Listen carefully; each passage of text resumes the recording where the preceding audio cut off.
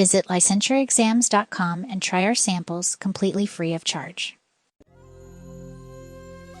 Okay, let's see if we can summarize this with a more clinical example.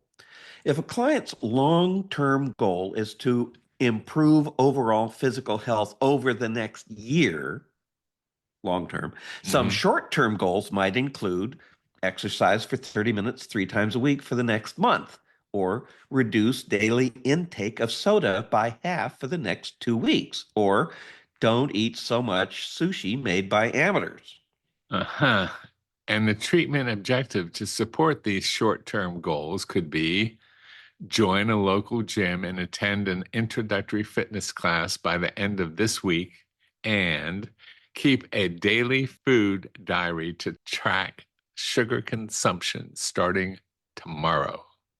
So, yes, now we've talked about some of the key words that can help you distinguish between the short term and the long term goal. Another strategy you can use is to look for timeframes. If question specifies a period within a few days, or say 6 weeks, it's likely addressing a short term goal.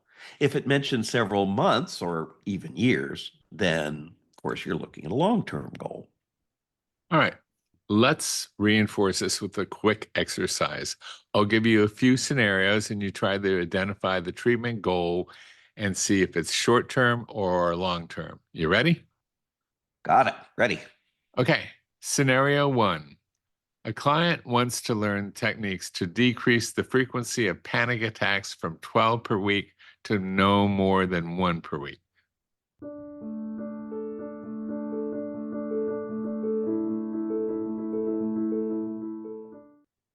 Well, start off with a tricky one there, Linton. All right. Yep.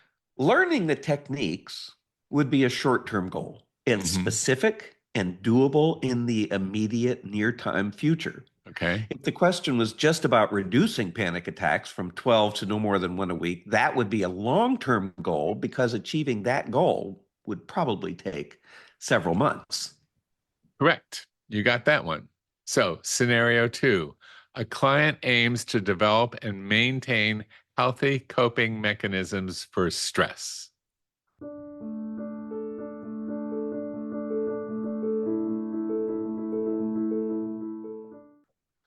Okay, another tricky one. Got it. Yeah. Okay, I picked up on two keywords there, develop and maintain. Develop sounds short term to me, but maintain sounds like we're dealing with a long-term goal because you maintain something for the long haul. So if you read the entirety of that sentence, you will see that the goal is broad, focusing on maintaining a sustained change over time. I can't fool you, Eric. Ah,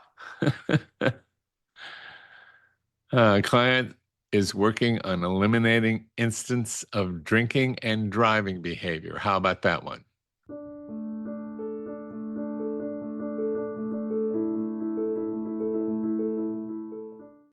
ha. Okay, I'm not going to fall for that trap. Eliminate is usually a word that's associated with long-term goals, like we said, but just like I mentioned, it's Uh-huh. addressing an immediate and dangerous behavior, and that makes it fall under the short term, even though it used the word eliminate, which sounds long. Nice catch. Here's the Yeah. last one. A client wants to achieve stable employment and improve interpersonal relationships.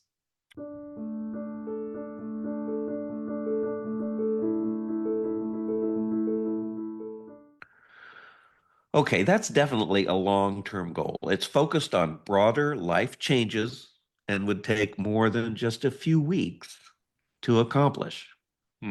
Okay, time for a recap. Here are some key points to remember when distinguishing between short term and long term goals. And the reason we're spending so much time on this is you may run into questions that deal specifically with these two concepts on your licensing exam. Okay. Exactly. And of course, the reason it's there is because you, as a clinician, will have to distinguish those as you're doing your work. So they don't just put them on for fun, they do it because it reflects real life. Right. Okay. Short term goals. focus on immediate needs or concerns. Short-term goals are achievable within a few days to a few months. Keywords to look for include reduce, identify, improve, explore, educate, immediate, initial, stabilize, and within the next few weeks.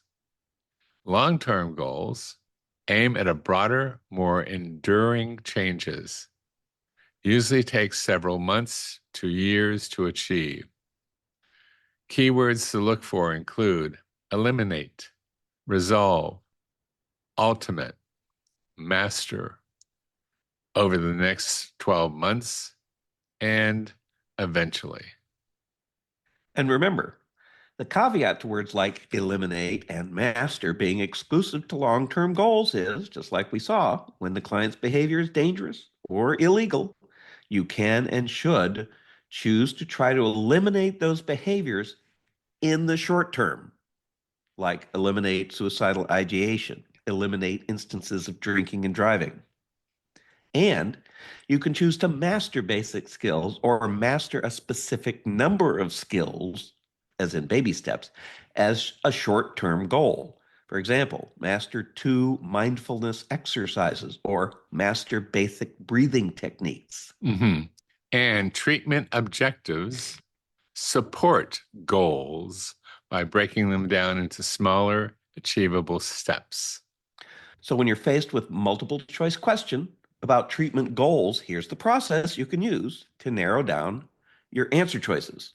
Look for time-related keywords or phrases like reduce, resolve, eliminate, improve, and within the next X number of months. Those keywords can be big clues as to whether you're dealing with a short-term versus a long-term goal.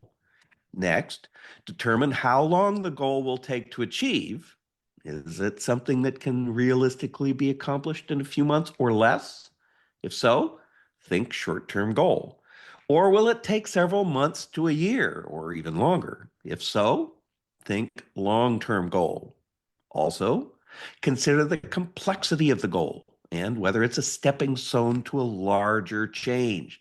Short-term goals are generally simpler, involving fewer variables.